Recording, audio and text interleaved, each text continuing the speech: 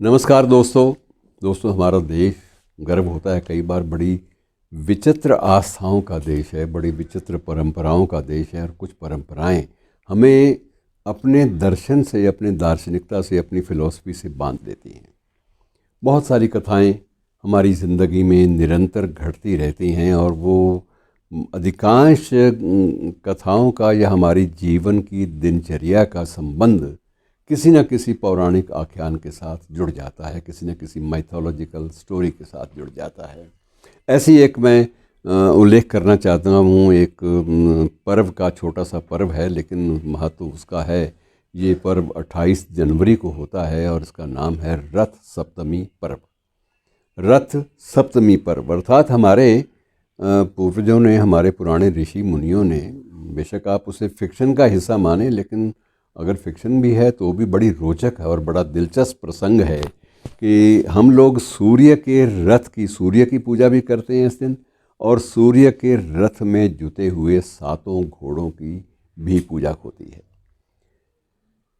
किसने सूर्य देखा, किसने 7 घोड़े देखे, इस बात का उल्लेख या इस बात की पूरी आपको मैं ब्यौरा नहीं दे सकता, क्योंकि ये ब्यौरा उपलब्ध नहीं होता। ये इतना अर्वाचीन है, इतना पुराना है कि इसके बारे में कोई शोध करने का भी ज़्यादा लाभ नहीं है। बेहतर यह है कि इसे आप स्वीकार कर लीजिए, एक काल्पनिक, एक बिंब के रूप में ले लीजिए, एक सिंबल के रूप में, एक प्रतीक के रूप में ले लीजिए कि इस दिन सूर्य की पूजा होती है। और ये कहा जाता है कि सबसे पहले पृथ्वी पर क्या था? सिर्फ अंधेरा, सिर्फ अंधेरा था। रोशनी नाम की, प्रकाश नाम की कोई भी चीज़ नहीं थी। और सबसे पहले उस सृष्टि में एक स्थान है जिसका उल्लेख शायद उस नगर के बहुत सारे निवासियों को भी नहीं है, कुरुक्षेत्र। कुरुक्षेत्र में एक कमल नाभि, एक मंदिर भी है पुराना, और ये मान्यता यही है कि वहीं उसी मंदिर के एक कमल की नाभि से ब्रह्मा जी सामने आए, प्रकट हुए, और ब्रह्मा जी ने बाद में सूर्य की किरणों को चारों तरफ फैलाया, एक रोशनी फैलाई। उससे पहले ब्रह्मा जी ने चारों वेदों को प्रस्तुत किया।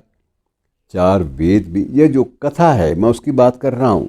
मैं किसी ऐतिहासिक प्रसंग की या कोई हिस्टोरिकल उल्लेख दे के आपसे बात नहीं साझी कर रहा, लेकिन उसके बाद हुआ यही। जो प्रचलित किंवदंतियाँ हैं, जो प्रचलित बातें हैं, जो मान्यताएं हैं, उनके अनुसार पहले नाभि कमल से ब्रह्मा जी आए।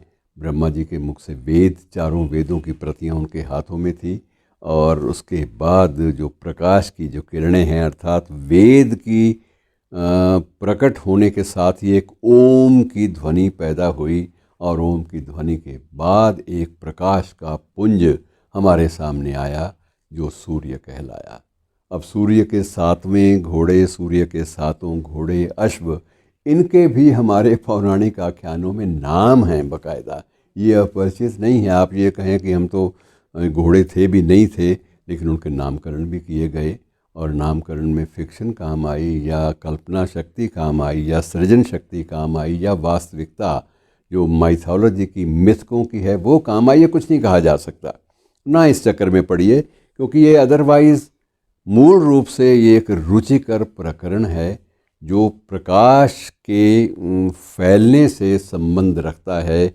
और वो इस बात को भी स्वीकार करता है कि जब तक ज्ञान नहीं आया, ज्ञान का प्रकाश नहीं हुआ, ज्ञान का प्रकाश ही सूर्य का प्रकाश है।